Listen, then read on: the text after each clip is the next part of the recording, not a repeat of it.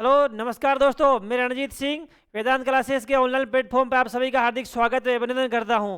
प्यारे प्यारे दोस्तों, आ जाओ साथियों, विद्वानों। हम पढ़ते हैं भारत का भौतिक प्रदेश। दोस्तों, हमने हिमालय पर्वतीय प्रदेश पूरा कंप्लीट कर लिया डिटेल से।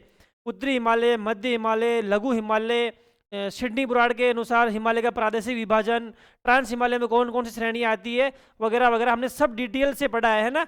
और अब अपना अगला हिमालय मतलब अगला भौतिक प्रदेश शुरू होता है, उसका नाम है प्रायद्वीपीय भारत। क्या नाम है दोस्तों? प्रायद्वीपीय भारत। तो पहले वही बात है, मेरी तो कहानी वही है पुरानी वाली।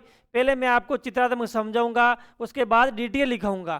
ठीक है लाल, आ जाओ सामने, आगे बढ़ो। दोस्तों, अभी हम क्या पढ़ रहे हैं? प्रायद्वीपीय भारत। तो प्रायद्वीप कहाँ है? प्रायद्वीप किसे कहते हैं? वह भूमि का टुकड़ा जिसके तीन ओर जल गिरा हो, तीनों तरफ पानी हो, उसे बोलते हैं प्रायद्वीप। तो ये भारत है। ये भारत के तीनों तरफ क्या है? इधर भी जल है, इधर भी जल है और इधर भी जल है। तो ये है इलाका, इसे बोलते हैं प्रायद्वीपीय भारत। पहले दोस्तों हम चित्रात्मक रूप में देखेंगे प्रायद्वीप कौन सा है, कि इधर कौन सी पहाड़ी, इधर कौन सी पहाड़ी, वगैरह वगैरह हम सब आते हैं। आ जाओ दोस्तों, सबसे पहले हम देखते हैं अपना प्रायद्वीप कहाँ है भाई। देखना, इधर आ जाओ। यह है अरावली पर्वत, राजस्थान में। फिर गुजरात में आ जाओ, ये तटवर्ती इलाका आ गया। पश्चिमी घाट जिसे बोलते हैं, इसे बोलते हैं पश्चिमी घाट। इधर आ जाओ,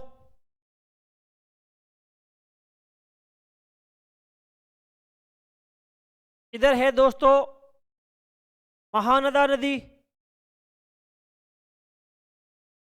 महानदी,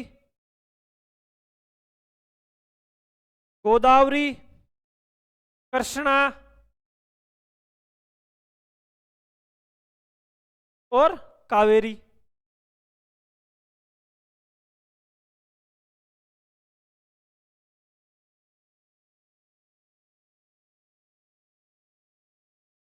ये लो।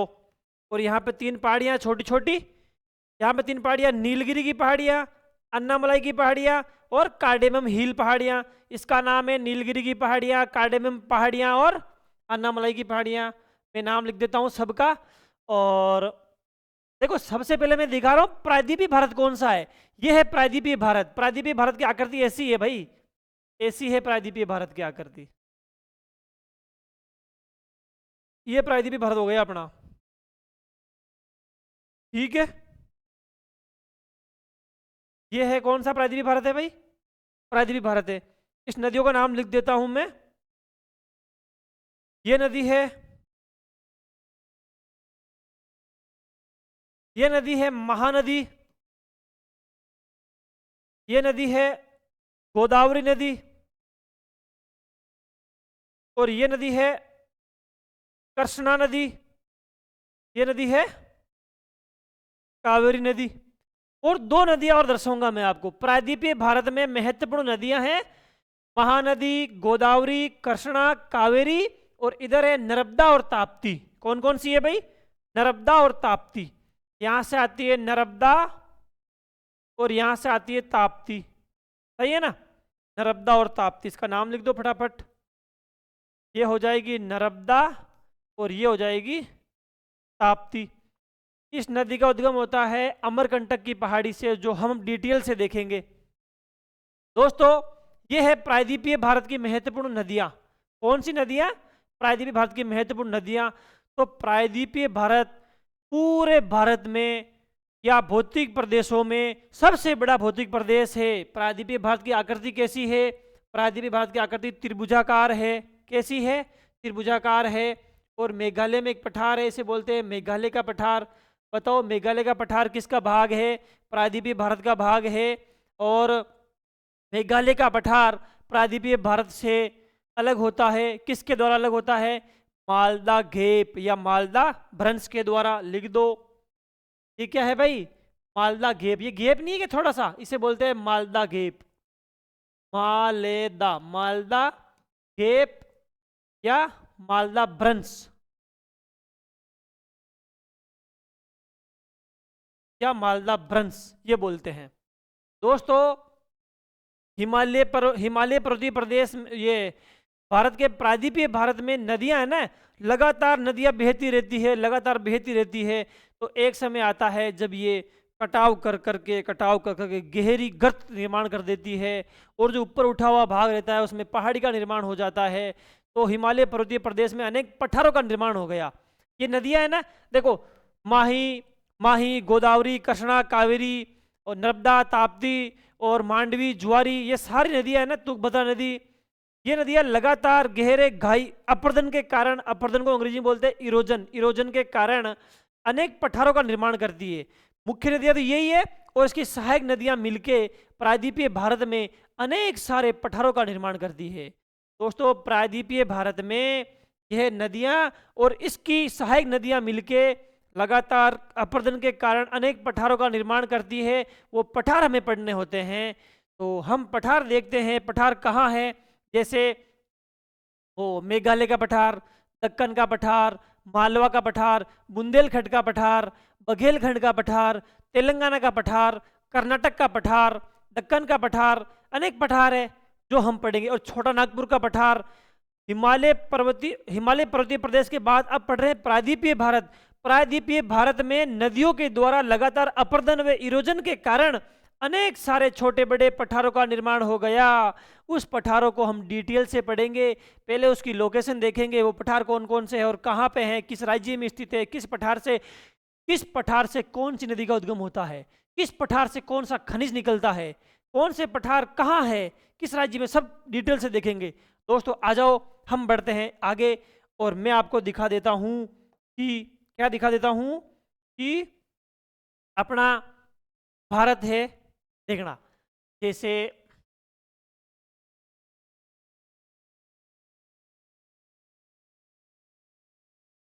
ये नेपाल, सिक्किम, भूटान, अरुणाचल प्रदेश, नागालैंड, मणिपुर, मिजोरम, मिजोरम के बाद ये त्रिपुरा, ये मेघालय, ये बांग्लादेश। ठीक है,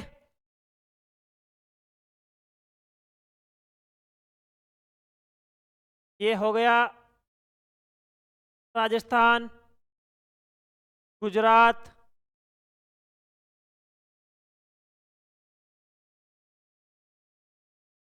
ये लो अपना सा प्यारा सा सुंदर सा भारत है। इसके अंदर मैं दिखा देता हूं आप लोगों को प्यारे प्यारे पठार। जैसे आप हो ना वैसे पठार भी, प्यारे प्यारे आदमी, प्यारे प्यारे विद्वानों और प्यारे प्यारे पठार पढ़ते हैं हम। देखो दोस्तों, इसमें प्रायद्वीपीय भारत कहाँ है? ये प्रायद्वीपीय भारत था, यही था क्या?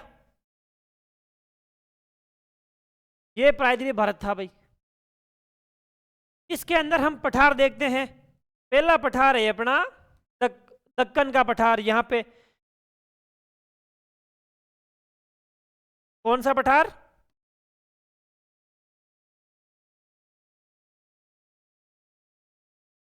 दक्कन का पठार।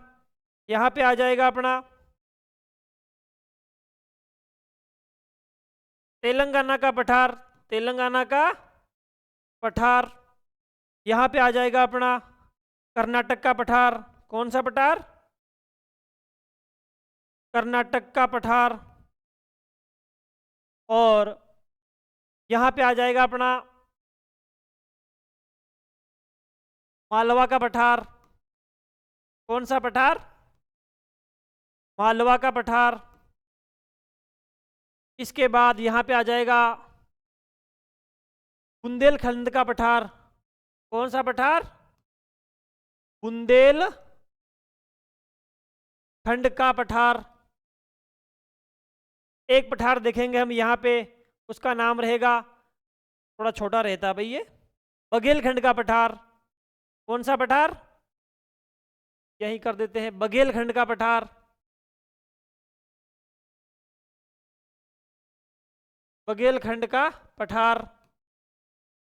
और एक महत्वपूर्ण और वेरी वेरी इंपॉर्टेंट पठार, एक महत्वपूर्ण और वेरी वेरी इंपॉर्टेंट पठार, उसका नाम है नागपुर का पठार। कौन सा पठार?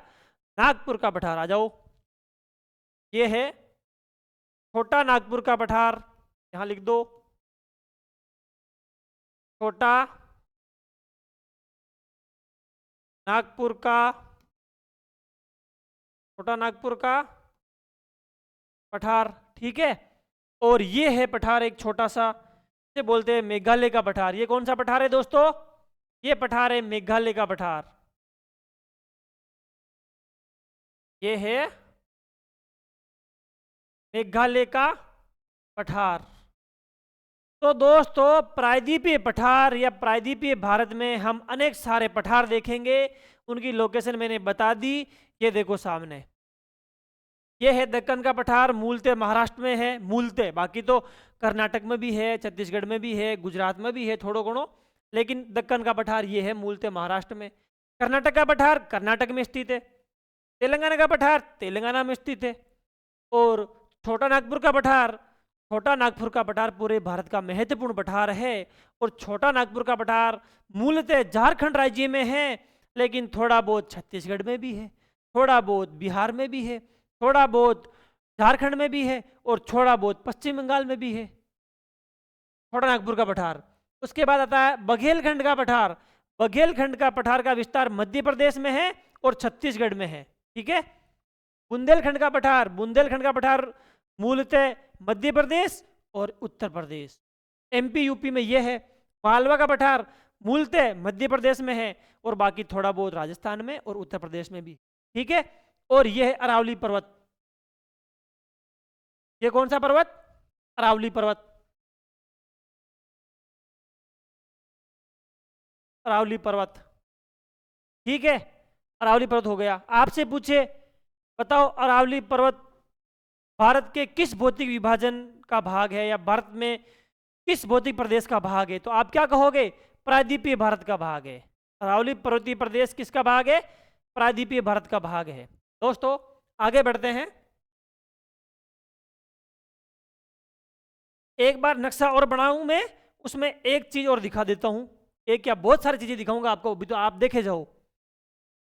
देखो भारत का नक्शा, भारत का नक्शा 2015 में मैंने फर्स्ट बार बनाना शुरू किया, और जब मैं था 12वीं में था उस समय, है ना, तो एक दिन में 100 बार बनाया मैंने, 100 बार बनाया। तो उसके बाद आप देख सकते हो मेरी कितनी प्रैक्टिस हो गई। मैं भारत के नक्शे को 15 सेकंड में बना सकता हूँ। भारत के नक्शे को मैं 15 सेकंड में बना सकता हूँ। आप भी बनाओ, रोज आपकी प्रैक्टिस हो जाएगी। देखो बिना देखे बना रहा हूँ मैं भी, आपको भी बनाना है। आपको भी बिना देखे भारत के भौतिक प्रदेश पर, बिना देखे भारत का नक्शा बनाना है। आ जाओ। सबसे पहले शुरुआत यहाँ से करनी है, जम्मू कश्मीर से। ये ऐसे कर दो, कर दिया। फिर ऐसे आ जाओ, नेपाल, सिक्किम, भूटान, अरुणाचल प्रदेश, नागालैंड, मणिपुर, मिजोरम, त्रिपुरा, मेघालय, पश्चिम बंगाल, ठीक है। इधर आ जाओ, ये हो गया अपना लद्दाख, जम्मू कश्मीर, पंजाब, राजस्थान, राजस्थान में बीकानेर, जैसलमेर, बाड़मेर, ये बाड़मेर, और ये अपना फिर गुजरात,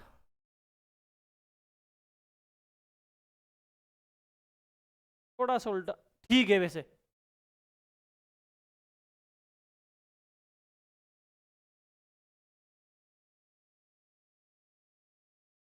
ये लो भाई, ठीक है। ये अपना भारत का नक्शा हो गया, ठीक है। तो इस भारत के नक्शे में मैं आपको एक चीज और दिखा देता हूं। हम इसमें क्या क्या पढ़ेंगे दोस्तों? ये जो पर्वत श्रृंखला है ना, इसे बोलते हैं पश्चिमी घाट। क्या बोलते हैं?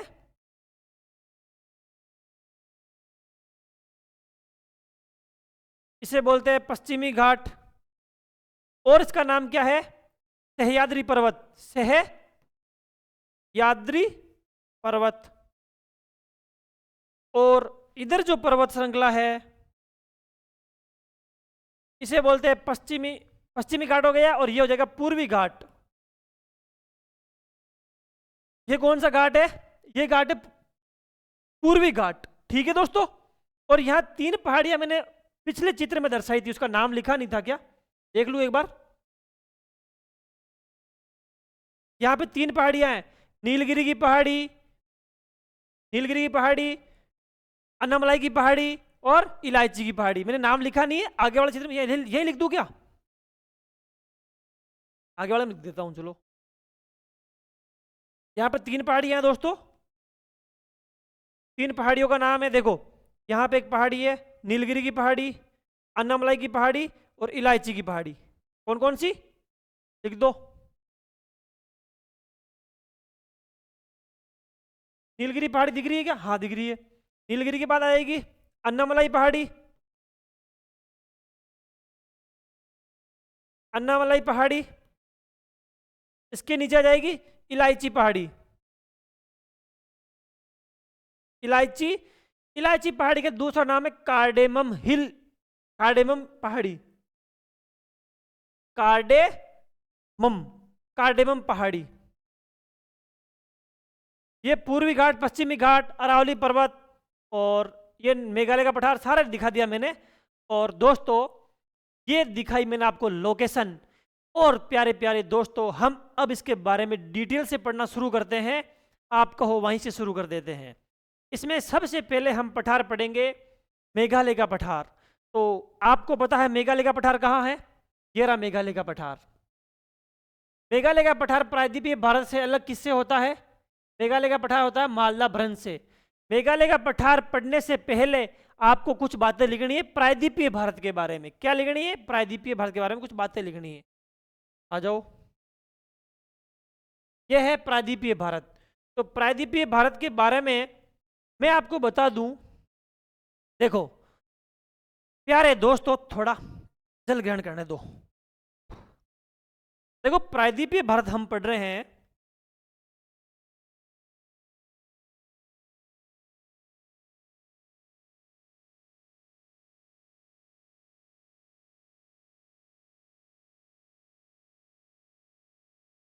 देखो प्रायद्वीपीय भारत में जैसे पूरे भारत का क्षेत्रफल कितना है? पूरे भारत का क्षेत्रफल है 32,32,87,263। क्या है? 32,87,263 वर्ग किलोमीटर। ये किसका क्षेत्रफल है? ये पूरे भारत का क्षेत्रफल है। ठीक है, तो मैं कह सकता हूं कि प्रायद्वीपीय भारत, ये प्रायद्वीपीय भारत का क्षेत्रफल कितना है? ध्यान है क्या आपको? 16 लाख वर्ग किलोमीटर है। इसका मतलब क्या हुआ? 32 है ना पूरा भारत का है और 16 केवल प्रायद्वीप का है। 32 लाख वर्ग किलोमीटर तो पूरे भारत का क्षेत्रफल है और 16 लाख वर्ग किलोमीटर प्रायद्वीपीय भारत का है। इसका मतलब यहां से एक बात निकल के आती है, पूरे भारत का 50% प्रायद्वीपीय भारत। मतलब प्रायद्वीपीय भारत पूरे भारत का सबसे बड़ा भौतिक प्रदेश है, जो कि लगभग आधा है। पूरे भारत का 50% भाग प्रायद्वीपीय भारत में स्थित है। इसका क्षेत्रफल 16 लाख वर्ग किलोमीटर है। ठीक है, और कितने राज्यों में है? बहुत सारे राज्यों में। गुजरात, महाराष्ट्र, मध्य प्रदेश, महाराष्ट्र, कर्नाटक, केरल, गोवा, छत्तीसगढ़, तेलंगाना, आंध्र प्रदेश, ओडिशा, पश्चिम बंगाल, झारखंड, छत्तीसगढ़, बिहार। क्या बचा? कुछ नहीं बचा, बहुत सारे इलाकों में। तो उसके बारे में हम डिटेल लिखना शुरू कर देते हैं दोस्तों। के बारे में हम डिटेल लिखना शुरू करते हैं। आ जाओ,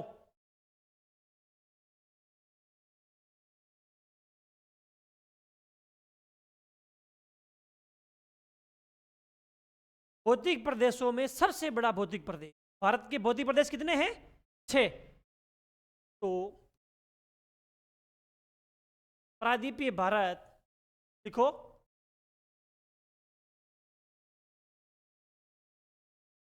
प्रायद्वीपीय भारत, प्रायद्वीपीय भारत या प्रायद्वीपीय पठार भौतिक प्रदेशों में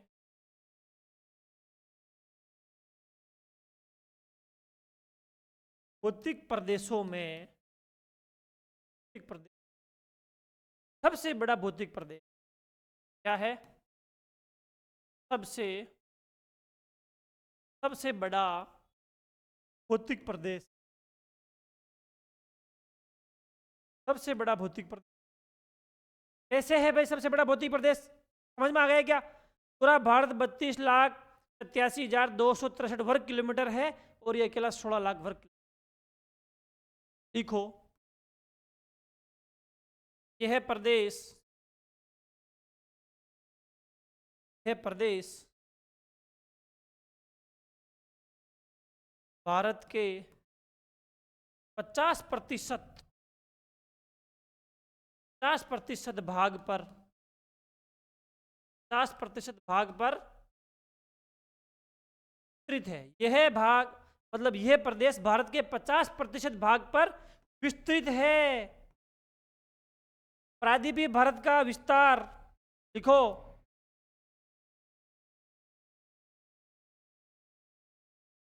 प्रायद्वीपीय प्रायद्वीपीय भारत का विस्तार 16 लाख वर्ग किलोमीटर तक फैला है। कहां तक है भाई? 16 लाख वर्ग किलोमीटर तक है। पूरा भारत कितना फैला हुआ है? 32 लाख वर्ग किलोमीटर में फैला हुआ है। और प्रायद्वीपीय भारत कितने में फैला हुआ है? 16 लाख वर्ग किलोमीटर पर फैला हुआ है। इसका मतलब पूरे भारत का 50% भाग तो केवल प्रायद्वीपीय भारत में ही है। ठीक है ना? आ जाओ।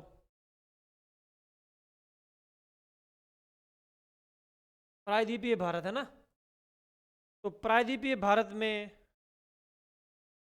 इस प्रदेश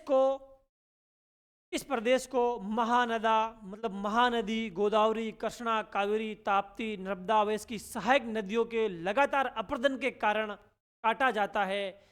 के द्वारा छोटे बड़े अनेक पठारी क्षेत्रों का निर्माण हो गया। वो पठारी क्षेत्र में है दक्कन घाट, पाल घाट, भोर घाट, सारे भी देखे। लिखो के बारे में लिखते हैं। प्रायद्वीपीय भारत में प्रायद्वीपीय भारत एक पठारी क्षेत्र है। प्रायद्वीपीय भारत एक पठारी क्षेत्र है। प्रायद्वीपीय भारत एक पठारी क्षेत्र है। यहाँ पर यहाँ पर यहाँ पर मुख्य नदियाँ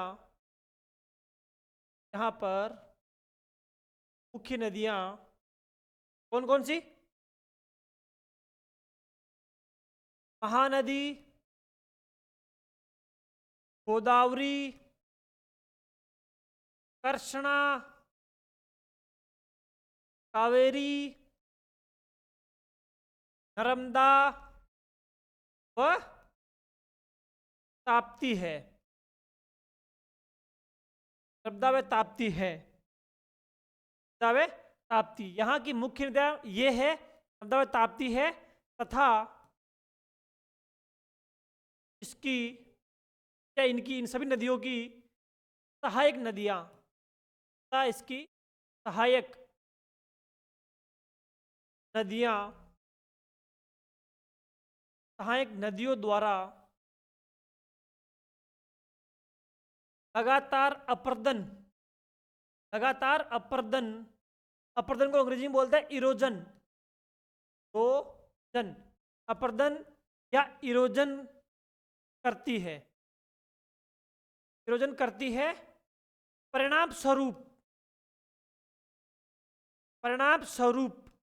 अनेक छोटे बड़े पठारों का निर्माण कर दिया। क्या करती है?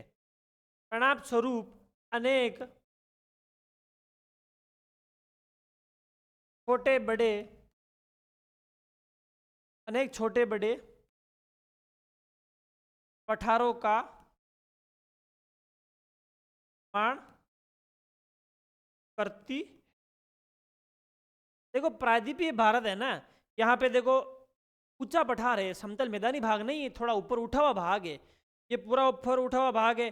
तो इधर भी नदी बह रही है, नर्मदा बह रही है, बह के बिल्कुल अपर्दन करके करके करके बिल्कुल नीचे जाएगी। फिर ताप्ती भी अपर्दन करेगी, ये भी नीचे चली जाएगी। और बिचौड़ा भाग ऊपर उठा हुआ रह जाएगा। तो पठार बन जाएगा, पहाड़ी बन जाएगी। ऐसे प्रायद्वीपीय भारत में अनेक पठार है, अनेक पहाड़ियां हैं, अनेक घाट है, जो हम आगे पढ़ेंगे। यह है अपना करती है परिणाम स्वरूप अनेक छोटे बड़े पठारों का निर्माण करती है। जो पठार निम्न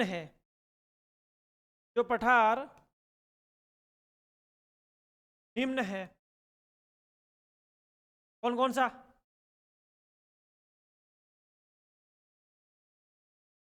मेघालय का पठार, नागपुर का पठार, दक्कन का पठार,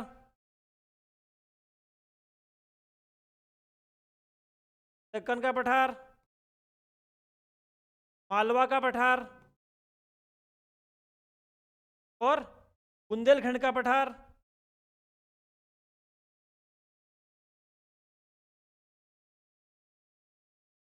बुंदेलखंड का पठार,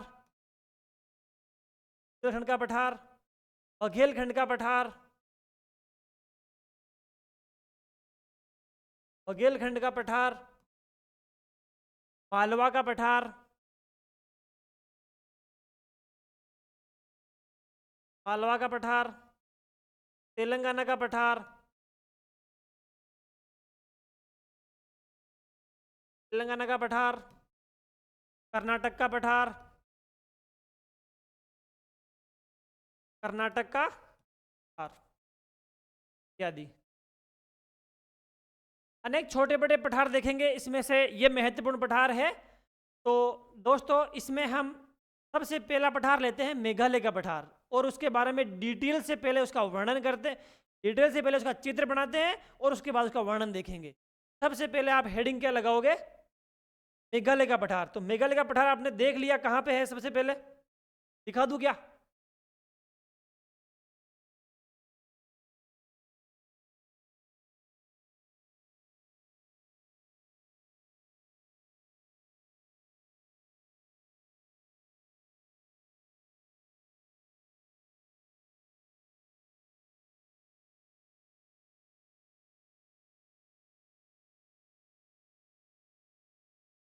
ये भारत है, क्या वो मतलब नहीं है अपना? अपना तो यहाँ का मतलब है। ये है मेघालय का पठार, यहाँ पे है मेघालय का पठार, और यहाँ पे है प्रायद्वीपीय भारत, ठीक है।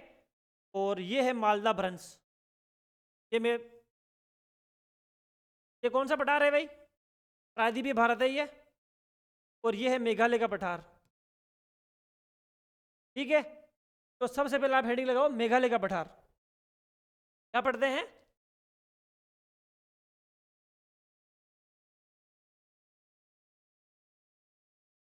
मेघालय का पठार, ठीक है। मेघालय का पठार देखो दोस्तों, मेघालय के पठार में 3 पहाड़ियां हैं। मेघालय के पठार में 3 पहाड़ियां, उसका नाम है गारो खासी जैंतिया। ये पहाड़ी है गारो खासी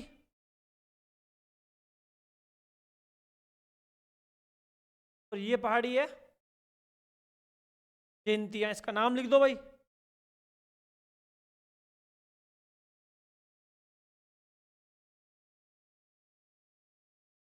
पठार कौन सा है ये?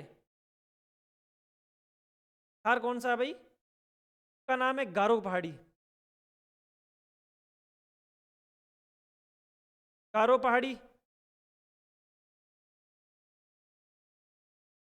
खासी पहाड़ी, और ये जैंतिया पहाड़ी। देखो, मेघालय के पठार को हम डिटेल से पढ़ रहे हैं, मेघालय के पठार को हम डिटेल से पढ़ रहे हैं। सोनी जी, मेघालय के पठार को हम डिटेल से पढ़ रहे हैं, देखना एक बार देख। इसमें भाई हमने 3 पहाड़ियां लिखी है, तो इसके ऊपर सबसे बड़ी चोटी कौन सी है, सबसे छोटी चोटी कौन सी, वो मैं आपको दर्शाता हूँ एक बार। आवाज आई थी। देखो, यहाँ पे एक चोटी है, उसका नाम है नोरक्रेक पर्वत। का नाम है नोरक्रेक पर्वत, का नाम है नोर क्रेक पर्वत। और यहाँ पे है चेरापूंजी और मासिन राम। क्या नाम है? चेरापूंजी, दूसरी है मोहसिन राम। चेरापूंजी और ये है मोहसिन राम, मोहसिन राम। और यह है शिलोंग पर्वत चोटी। ये क्रम बिल्कुल ध्यान रखना है। इधर इधर क्या है? नोकरेक पर्वत, चेरापूंजी, मोहसिन राम, और ये है शिलोंग पर्वत चोटी।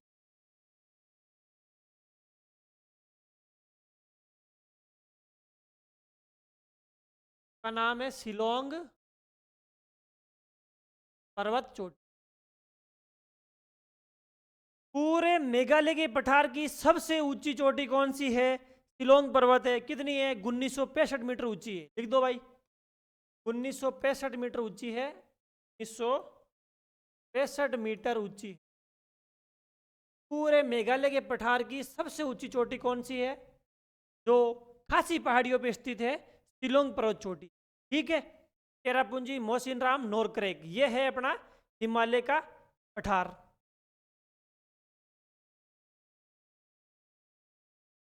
हिमालय का पठार है। एक बात बताऊं क्या? खासी और जयंतिया पहाड़ी है। खासी और जयंतिया पहाड़ी पे एक हल्दी का उपयोग, एक हल्दी का उत्पादन किया जाता है। हल्दी का नाम है नक्का लोंग, नकालोंग हल्दी, नक्का लोंग हल्दी के बारे में मेटर लिखेंगे ना, मेटर, तब मैं डिटेल से लिख दूंगा। अब आपसे पूछे, और हाँ एक बात और है, पूरे भारत में सबसे ज्यादा बरसात कहाँ होती है? पहले होती थी चेरापूंजी में। पहले कहाँ होती थी? पहले होती थी चेरापूंजी में, लेकिन अब कहाँ होती है? मोसिनराम में। अभी मोसिनराम में प्रति वर्ष वर्षा की औसत मात्रा कितनी है? 1100 से 1300, 1100 से 1100 से 1300 सेंटीमीटर प्रति वर्ष, प्रति वर्ष औसत वर्षा होती है। कहाँ? मोसिनराम में। अरे वाह यार, इसका मतलब देखो, अपने राजस्थान में प्रति वर्ष औसत वर्षा कितनी है? 57 सेंटीमीटर। कितनी है? 57 सेंटीमीटर। तो राजस्थान की तुलना में बहुत बहुत ज्यादा बरसात हो रही है। कहाँ पे हो रही है? या मोसिनराम में। तो बताओ प्यारे लाल और लालियो, मेघालय के पठार में या पूरे भारत में सर्वाधिक वर्षा कहाँ होती है? मोसिनराम में होती है। प्रति वर्ष वार्षिक औसत मात्रा कितनी है? 1100 से 1300 से होती है। इसका मतलब ये पूरा पठार एक आर्द्र पठार है, यहाँ पे हमेशा नमी रहती है। ठंडा तो क्या कहेंगे इसको, लेकिन आर्द्रता से युक्त पठार मेघालय का पठार, जो प्रायद्वीपीय भारत से मालदा गैप द्वारा अलग होता है। और यहाँ 3 पहाड़ियाँ हैं। पश्चिम से पूर्व की क्रम देखें तो पश्चिम से पूर्व की तरफ 3 पहाड़ियाँ हैं, गारो, खासी व जयंतिया। इस 3 पहाड़ियों पे 3 जनजातियाँ निवास करती है। इस पहाड़ियों पे जनजातियाँ निवास करती है। जनजातियों के हिसाब से, इस जनजातियों के क्रम पे, जनजातियों के नाम पे ही इस पहाड़ियों का नाम रखा गया है। यहाँ पे रहती है गारो जनजाति, यहाँ रहती है खासी जनजाति, और यहाँ रहती है जयंतिया जनजाति। ठीक है, के बारे में डिटेल हम लिखते हैं।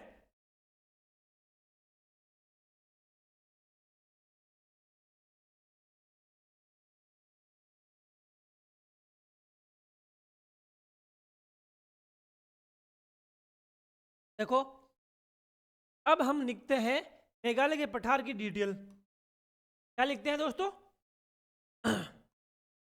मेघालय के पठार।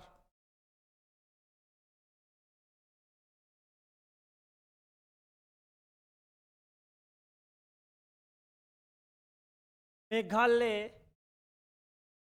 मेघालय का पठार, यही है ना भाई? मेघालय के पठार के बारे में डिटेल लिखाओ फटाफट, आ जाओ।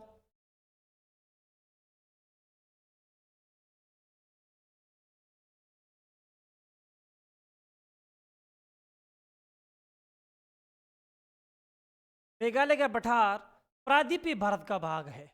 सबसे पहली बात लिखना है आपको कि मेघालय का पठार, मेघालय का पठार प्रायद्वीपीय, प्रायद्वीपीय भारत का, प्रायद्वीपीय भारत या प्रायद्वीपीय पठार एक ही चीज है भाई। प्रायद्वीपीय भारत या प्रायद्वीपीय पठार का भाग है, पठार का भाग है, पठार का भाग है। क्या भाग है? मेघालय का पठार प्रायद्वीपीय भारत या प्रायद्वीपीय पठार का भाग है। यह पठार मालदा गैप द्वारा, इस गैप द्वारा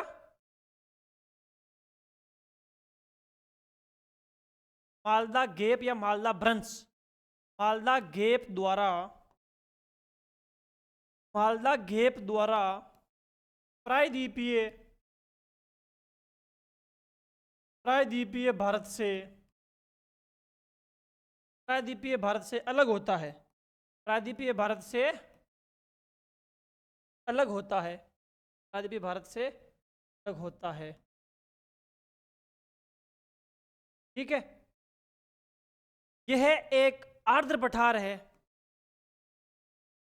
यह एक आर्द्रता से, आर्द्रता से युक्त पठार है, आर्द्रता से युक्त पठार है, यह एक आर्द्रता से युक्त पठार है, बिल्कुल है। पठार का विस्तार, पठार का विस्तार कहाँ है? मेघालय में है। पठार का विस्तार मेघालय में है। ठीक है, इस पठार में पश्चिम से पूर्व की ओर 3 पहाड़ियां हैं। मेघालय के पठार में पश्चिम से पूर्व की ओर कितनी पहाड़ियां हैं? 3 पहाड़ियां हैं, गारो, खासी व जैंतिया।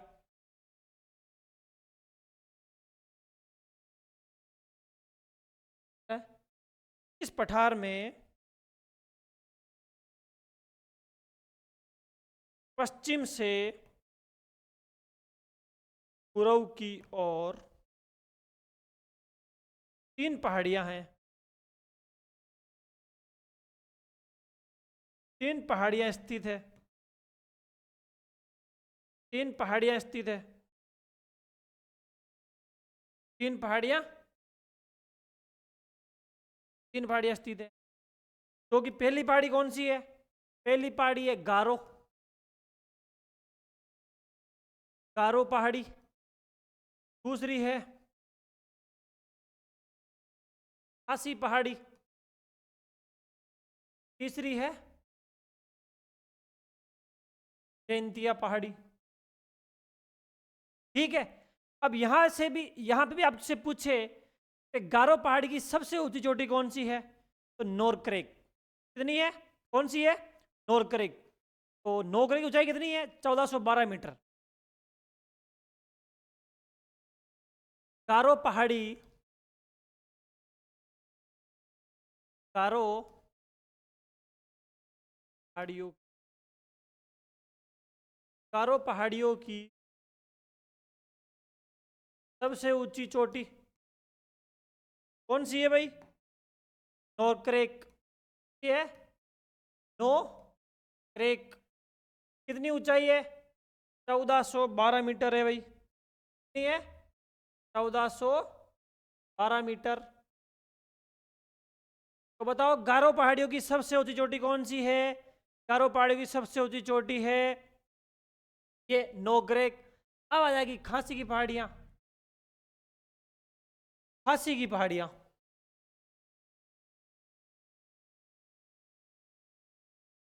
खासी पहाड़ियों, खासी पहाड़ियां ऊपर से टोबल टेप के समान है। देखो कर दूं, ये देखो ये खासी पहाड़ियां हैं, तो ऊपर सपाट चपटी है ये। टोबल मेज, मेज के समान है भाई, टोबल टेप के समान है, मतलब मेज, टेबल मेज के समान है ये। टोबल टॉप मॉडल है, मतलब इसका टॉप है ना मेज के समान है, टेबल टेप के समान है। लिख दो खासी पहाड़ियां पर से चपटी, चपटी है या मेज के समान है, मेज के, मेज के समान है। इसका टॉप कैसे है? मेज के समान, टेबल टॉप के समान है, इसका टॉप टेबल के समान है। और खासी पहाड़ियों की सबसे ऊंची चोटी कौन सी है? शिलोंग। खासी पहाड़ियों में ही चेरापूंजी व मासिनराम स्थित है। लिख दो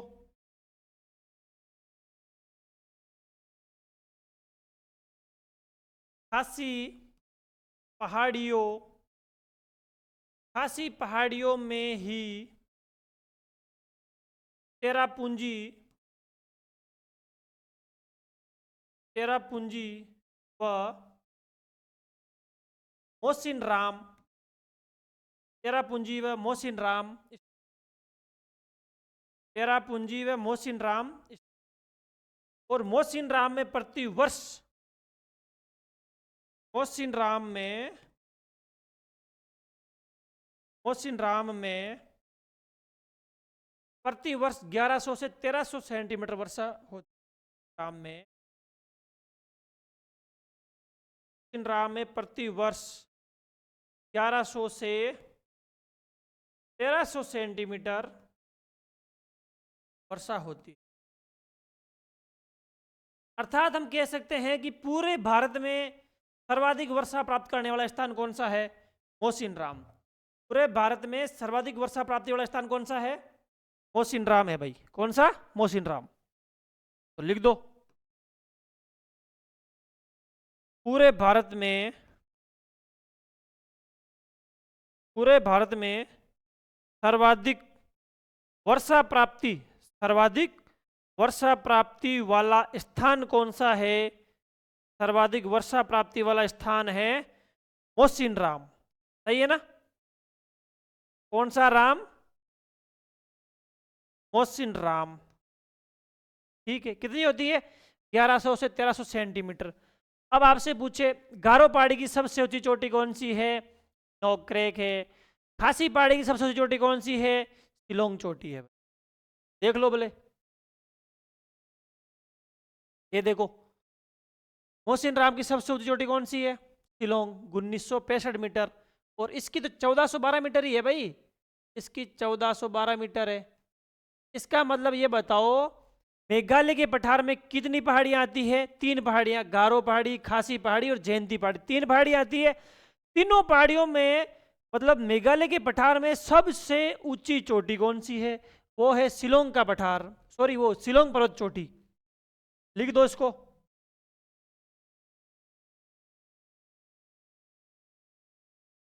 लिख दो।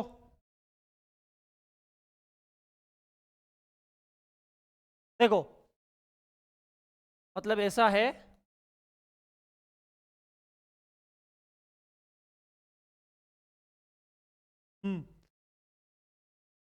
मेघालय के पठार या खासी की पठार, खासी में भी सबसे ऊंची शिलोंग ही है। पहले खासी लिख दो। खासी पहाड़ियों, खासी पहाड़ियों की सर्वोच्च पर्वत चोटी कौन सी है? सर्वोच्च पर्वत चोटी है शिलोंग पर्वत। कौन सा पर्वत? शिलोंग पर्वत। शिलोंग पर्वत कितना ऊंचा है? 1965 मीटर ऊंचा है। अब वेरी वेरी मोस्ट बात है कि मेघालय के पठार की सबसे ऊंची पर्वत चोटी कौन सी है? लिख दो। पूरे मेघालय के पठार, मेघालय के पठार की, मेघालय के पठार की सबसे ऊंची पर्वत चोटी कौन सी है? तो है शिलोंग पर्वत, शिलोंग पर्वत चोटी। कौन है? शिलोंग पर्वत चोटी है। इसकी ऊंचाई कितनी है भाई? 1965 मीटर ऊंचा है। एक बात बताऊं क्या, जब मानसून पढ़ेंगे ना, पूरा मतलब भारत का मानसून, भारत की मानसून प्रणाली पढ़ेंगे ना, उस समय बताऊंगा मैं। दक्षिण पूर्वी मानसून आता है भारत में, तो इधर बंगाल की खाड़ी का, बंगाल की खाड़ी से होते हुए मेघालय के पठार से टकराता है, खासी में खूब बरसात करता है, फिर छोटे नागपुर के पठार से घूम के इधर मध्य प्रदेश यूपी होते हुए अपने भारत में रास्ता में प्रवेश करता है, रास्ता में अरावली की पहाड़ी से टकराता है और अरावली के पूर्वी भागों में दबा के बरसात कर देता है। उस समय भी मैं एक बार जिक्र करूंगा इसका, गारो खासी पहाड़ियों का।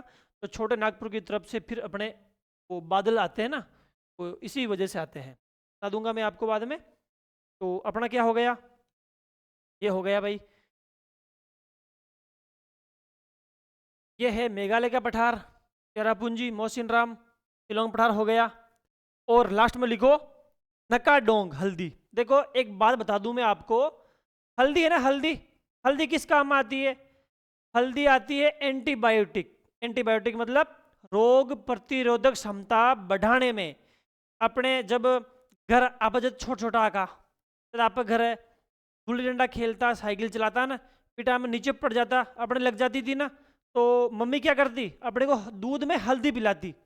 मतलब अपनी रोग प्रतिरोधक क्षमता बढ़ जाती, जो घाव आया है वो पूरा हो जाता।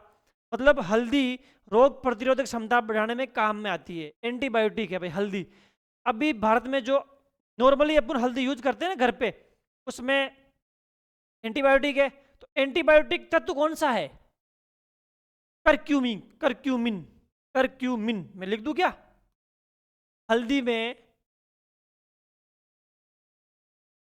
हल्दी में एंटीबायोटिक तत्व कौन सा है? एंटी बायोटिक तत्व कौन सा है? करक्यूमिन। कर क्यूमिन, साइंस की भाषा में करक्यूमिन। तो करक्यूमिन अभी अपने नॉर्मल अपनी हल्दी है उसमें कितना है? इस रेशो में है, 3 के अनुपात में है। 100 में से तीसरा भाग इसका है, 100 भाग तो किसी दूसरे का है, और करक्यूमिन 3 ही है। लेकिन खासी और जयंतिया पहाड़ियों पे एक हल्दी का उत्पादन होता है। खासी और विशेषकर पूछे तो जयंतिया पहाड़ी। कौन सी पहाड़ी? जयंतिया पहाड़ी। जयंतिया पहाड़ियों पे एक हल्दी का उत्पादन किया जाता है, उस हल्दी का नाम है नकाडोंग हल्दी। कौन सी हल्दी? नकाडोंग हल्दी। तो नकाडोंग हल्दी में करक्यूमिन की मात्रा कितनी होती है? 10 होती है। कितनी होती है? 10। 100 में से 10वां भाग करक्यूमिन का है। इसका मतलब अपने रोग प्रतिरोधक क्षमता बढ़ाने, एंटीबायोटिक बढ़ाने में सबसे ज्यादा योगदान नकाडोंग हल्दी का है भाई। अपनी हल्दी से भी अपनी हल्दी से भी 3 गुना ज्यादा पावरफुल हल्दी कौन सी है? नकाडोंग हल्दी। तो आपको बताना है नकाडोंग हल्दी का उत्पादन कहाँ होता है? खासी व जयंतिया पहाड़ियों पे। एक पूछे तो जयंतिया पहाड़ी बताना है। और इसी प्रकार हम कह सकते हैं, इसी प्रकार हम कह सकते हैं दोस्तों कि मेघालय के पठार में, मेघालय के पठार में स्थित 3 पहाड़ियां हैं, 3 पहाड़ियां हैं, उसमें से खासी व जयंतिया पहाड़ियों पर, जयंतिया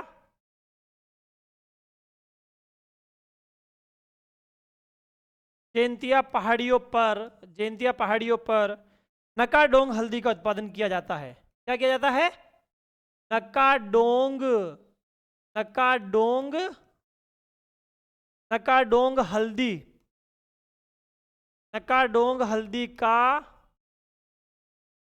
नकाडोंग हल्दी का उत्पादन किया जाता है। नकाडोंग हल्दी का उत्पादन किया जाता है। तो नकाडोंग हल्दी का उत्पादन कहाँ होता है? विशेषकर जयंतिया में होता है और खासी में भी होता है। ज्यादा यहाँ होता है, खासी में कम होता है। तीनों पहाड़ियों पे जनजातियां निवास करती है। देखो मेघालय की, मेघालय में, मेघालय में गारो, खासी व जयंतिया, मेघालय में गारो, खासी व जयंतिया, मेघालय में गारो, खासी व जयंतिया जनजातियां, जनजातियां निवास करती है। जनजातियां, जनजातियां निवास करती है। इसी जनजातियों के आधार पर इस पहाड़ियों का नाम रखा गया है। इसी जनजातियों के, इसी जनजातियों के, इसी जनजातियों के आधार पर इस पहाड़ियों का, इस पहाड़ियों का नाम रखा गया है। इस पहाड़ियों का नाम रखा गया है। इसी पहाड़ियों का नाम जनजातियों के नाम पर रखा गया है। तो दोस्तों हमने प्रायद्वीपीय भारत पढ़ा है। प्रायद्वीपीय भारत में जाना है कितने पठार है, कितने घाट है, कितनी नदियां हैं, इनका निर्माण कैसे हुआ पठारों का, वो सब हमने लोकेशन देखी। और इनमें से वेरी वेरी इंपॉर्टेंट पठार मेघालय का पठार, उसके बारे में पढ़ा कि मेघालय का पठार कहाँ स्थित है। मेघालय देश में, मेघालय राज्य में स्थित है। इसमें 3 पहाड़ियाँ हैं, गारो, खासी, जयंतिया, जो प्रायद्वीपीय भारत का हिस्सा है। हमने इसके बारे में डिटेल से चर्चा भी की है और पहाड़ियाँ भी लिखी है। तो अपनी क्लास को यही विराम देते हैं। आगे हम पढ़ेंगे दक्कन का पठार, छोटा नागपुर का पठार, मालदा का पठार, दक्कन बुंदेलखंड का पठार, बघेलखंड का पठार। अपनी क्लास को आज यही विराम देते हैं दोस्तों। जय हिंद, जय भारत।